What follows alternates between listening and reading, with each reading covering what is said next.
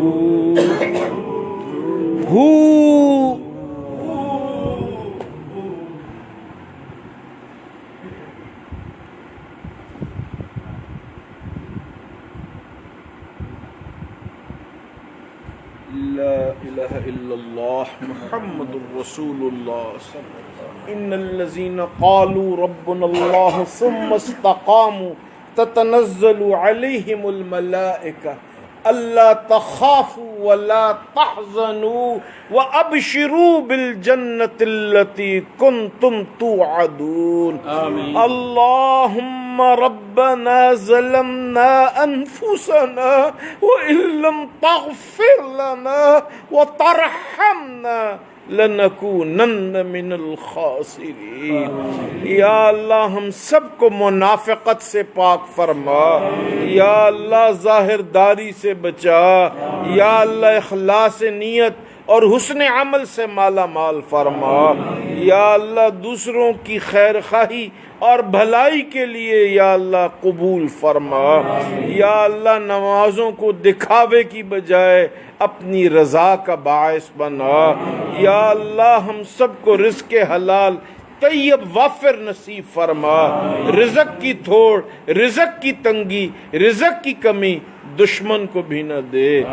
ربنا ولا تحملنا ما لا طاقت لنا به واعف عنا واغفر لنا وارحمنا انت مولانا فانصرنا على القوم الكافرين. وصلى الله تعالى على خير خلقه محمد وآله وصحبه أجمعين برحمتك يا أرحم الراحمين.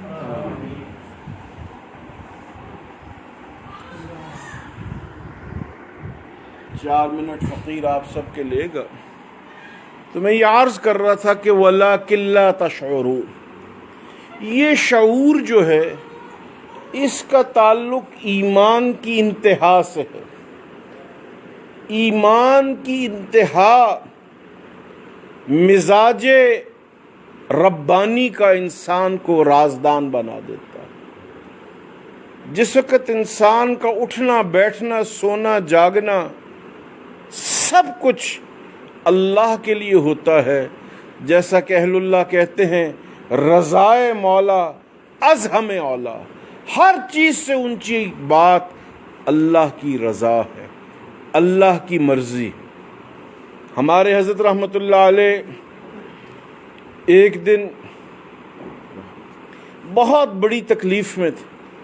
میں نے عرض کیا حضرت آپ سب کو تعویذ پہ عطا فرماتے ہیں، ایک تعویذ مجھے اجازت دیں جو آپ نے مجھے اجازت دی ہے، میں لکھ کے آپ کے گلے میں ڈالوں. فرمایا بیٹا ہمیں تو بس اس کے ہر تحفے کو دل سے لگانا ہے.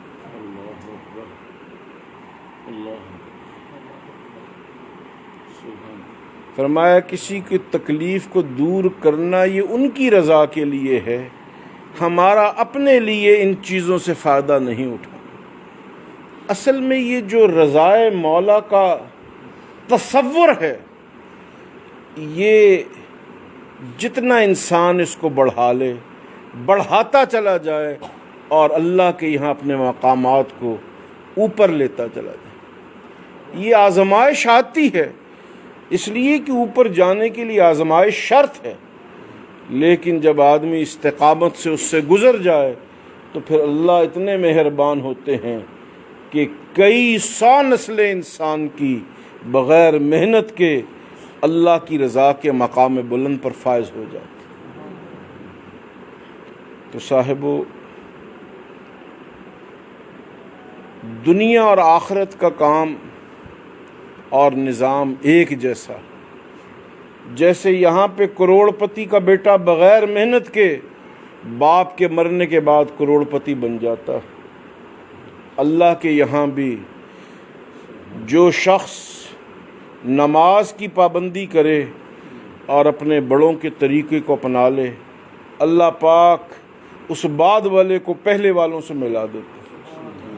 اس کے عمل کی کمزوری ہوتی ہے، لیکن اللہ پاک ان پہلوں کے اعمال کی قبولیت اور اس کی برکت اس کی نسلوں کو بھی نصیب فرماتا. تو دنیا میں اصل کام اللہ کی ذات کے ساتھ تعلق. ہمارے حضرت امام لاہوری رحمۃ اللہ علیہ نے اپنی اہلیہ کو حضرت اقدس مولانا شاہ اشرف علی تھانوی رحمۃ اللہ علیہ سے بیعت کروایا. تو ہماری دادی ماں فرماتی ہیں کہ جب میں حضرت تھانوی رحمۃ اللہ علیہ سے بیعت ہوئی تو حضرت نے فرمایا بیٹا اللہ سے کاروبار کرنے کو اپنا مزاج بنا لو. چنانچہ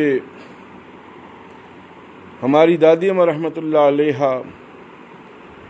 اگر 1 روپیہ بھی خرچ کرنا ہوتا تو پہلے 1 پیسہ اللہ کے راستے میں بطور تجارت کے خرچ کرتا کہ یا اللہ یہ میں تیرے راستے میں خرچ کر رہی ہوں، مجھے 1 روپیہ چاہیے، یہ تو عطا فرما. دوسرا حضرت تھانوی رحمۃ اللہ علیہ نے جب ہماری دادی اماں رحمۃ اللہ علیہ کو بیعت فرمایا تو فرمایا بیٹا اللہ سے شرط لگا کے مانگو.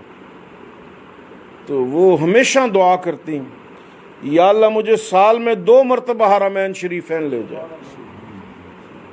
اور ہوائی جہاز کی فرسٹ کلاس میں لے جا، وہاں بہترین رہائش عطا فرما، اور یا اللہ مدینے میں 21,000 روپیہ خیرات کرنے کی توفیق عطا فرما، یا اللہ مکہ مکرمہ میں اتنی خیرات کرنے کی توفیق عطا فرما، یا اللہ جدہ شریف کے فقیروں کے لیے بھی مجھے رزق حلال عطا فرما.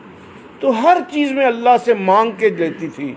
اور جب انسان اللہ سے مانگ کے لیتا ہے شرط لگا کے تو اس کو مقام ناز کہتے. جو لوگ اس مقام ناز پر فائز ہوں اللہ پھر ان کو ویسے ہی عطا فرماتے ہیں. تو لب لباب اور ماحصل میری معروضات کا یہ ہے کہ شعور اللہ کی رحمتوں کا ان کو نصیب ہوتا ہے جو اپنی زندگی کی ایک ایک چیز اللہ کے سپرد کر دیتے ہیں۔ اللہ مجھے اور آپ کو بھی اپنے آپ کو اپنی ذات کے سپرد کرنے کی توفیق عطا فرمائے۔ وآخر دعوانا الحمدللہ۔ بتی جلا تو اور لنگر اگر کوئی بنایا اور یہ بار بار نام خدا بلند کرنا، یہی اللہ کو سب سے زیادہ پسند ہے۔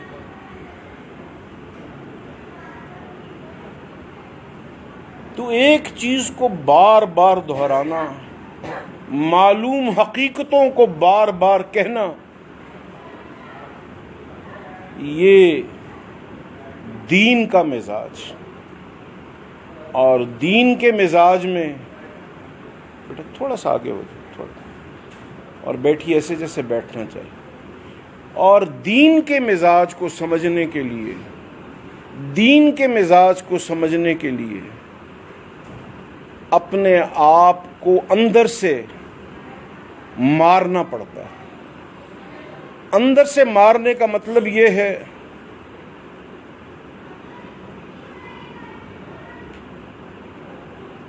کہ جو اپنے آپ کو کچھ نہ سمجھے گا وہ کامیاب ہو جائے، اور جو اپنے آپ کو کچھ سمجھے گا وہ شاید اپنے آپ کو سمجھتا رہے، دیکھنے والے اس کو نہیں سمجھے۔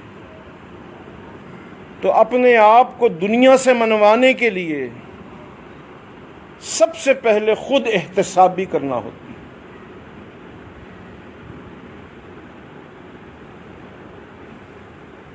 شمائل ترمذی میں نبی کریم علیہ الصلاۃ والتسلیم کی مبارک سنتوں میں ایک سنت مطہرہ ہے آئینہ دیکھنا۔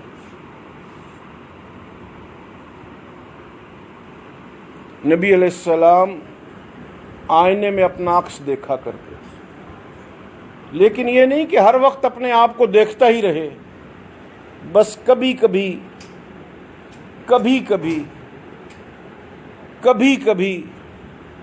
اپنے آپ کو دیکھتا رہے۔ یہ کبھی کبھی جو اپنے آپ کو دیکھتا رہے وہ یہ کہ میں لگ کیسا رہا، کیونکہ انسان کے افعال اور اعمال اور نیت اور ارادہ اس کے چہرے پر آ جاتا ہے۔ چہرہ وہی اللہ کو پسند ہے جس چہرے کی نیت درست۔ اس لیے سب سے بڑی خود احتسابی اپنی نیت کو پرکھتے رہنا ہے کہ کیا یہ میں جو نماز پڑھ رہا ہوں یہ اللہ کے لیے ہے بھی یا نہیں۔ مثلا علماء نے لکھا ہے کہ جیسے ہی اذان ہوئی اور ایک آدمی جو مسجد سے دور ہے اس نے تیز چلنا شروع کر دیا، پھر دوڑنا شروع کر دیا، اور جا کے وضو کیا، اور جلدی جب وہ چل رہا ہے تو اس کے پاؤں کے جوتوں سے گیلے وضو کرنے کی وجہ سے چپ چپ کی آواز آ رہی ہے، لیکن وہ ہر چیز کو چھوڑ کے بھاگتا وہ مسجد میں جائے کہ تکبیر اولیٰ مل جائے۔ تو جو شخص ایسے نماز کے لیے پہنچے، علماء لکھتے ہیں اس پر خدا کی لعنت۔ اب بظاہر وہ نماز کو تکبیر اولیٰ پر حاصل کرنے کے لیے گیا، لیکن شریعت مطہرہ میں انداز کی بڑی اہمیت۔ وہ اگر چل کے گیا تیزی سے تو لگ رہا ہے اس کو کوئی سزا ملنے والی ہے، اس سزا سے بچنے کے لیے وہ تیز جا رہا ہے۔ حالانکہ نماز ایک ایسا عمل ہے جو کائنات کی سب سے بزرگ تر ہستی کی خدمت میں حاضری، اور حاضری میں توازن، اعتدال، خوبصورتی، یہ سب سے اہم۔ نبی علیہ السلام فرماتے ہیں اللہ جمیل و یحب الجمال، اللہ خوبصورت ہیں اور خوبصورتی کو پسند کرتے ہیں۔ اب اگر کوئی شخص داڑھی رکھے رضائے مولا کے لیے، سنت نبوی کے لیے، اور داڑھی کو صحیح طریقے سے نہ ٹرم کرے، نہ اس میں تیل لگائے، نہ اس کو خوبصورت بنائے، تو ایسے شخص نے اور لوگوں کو سنت پر عمل کرنے سے روکا۔ تو نبی علیہ الصلاۃ والتسلیم ہر چیز جس میں خوبصورتی ہو، جس میں بانک پن ہو، جس میں نکھت ہو، اس کو پسند فرماتے۔ حضور علیہ السلام نے فرمایا کہ ایک آدمی جو گھر میں اکیلا ہے وہ براہ راست ہنڈیا سے بھی کھا سکتا، لیکن براہ راست ہنڈیا سے کھانے کو نبی علیہ السلام نے مسترد فرمایا، ناپسند فرمایا۔ فرمایا جو سنت سمجھ کے دسترخوان لگائے، پلیٹ رکھے، روٹی کو کپڑے میں رکھے، اپنے لیے پانی رکھے، اپنے لیے تردد کرے، اپنے لیے تکلف کرے، اور اپنے آپ کو خود عزت دے کے کھانا طریقے سلیقے سے کھائے، اس کا کھانا براہ راست ہنڈیا سے کھانے والے سے 40 گنا زیادہ ثواب کا باعث ہو۔ تو حضور علیہ الصلاۃ والتسلیم نے دنیا کو خوبصورتی کی طرف مائل کیا ہے، جیسے نبی علیہ السلام کی سنت مطہرہ ہے کہ جب وضو کرو تو اپنے ہاتھ کی انگلیوں سے داڑھی میں خلال کرو، داڑھی کو سنوارو، اس کے جو بال دائیں بائیں ہوئے ان کو سنوارو تاکہ آپ خوشنما لگیں۔ تو یہ جو فرمایا میں نے آیہ مبارکہ آپ کی خدمت میں پیش کی، جس میں فرمایا لا تقولوا لمن یقتل فی سبیل اللہ اموات، ان لوگوں کو مردہ مت کہو جو اس کے راستے میں مارے جائیں، وہ زندہ ہیں وَلَٰكِن لَّا تَشْعُرُونَ، تمہیں ان کی زندگیوں کا شعور نہیں۔ یہ لفظ شعور جو ہے اور یہ طاقت شعور جو ہے، اس پر انشاءاللہ نماز مغرب کے بعد آپ حضرات کی خدمت میں کچھ عرض کرنے کی کوشش کروں گا۔ ساتھی صفیں سیدھی فرمائیں اور آپس میں دائیں اور بائیں سے 1-1 فٹ کا فاصلہ ضرور رکھیں، ساتھ ساتھ جم کے مت کھڑے ہوں، صفیں سیدھی فرما لیں تاکہ جیسی اذان ہو ہم نماز پڑھ سکیں۔ بیٹا اذان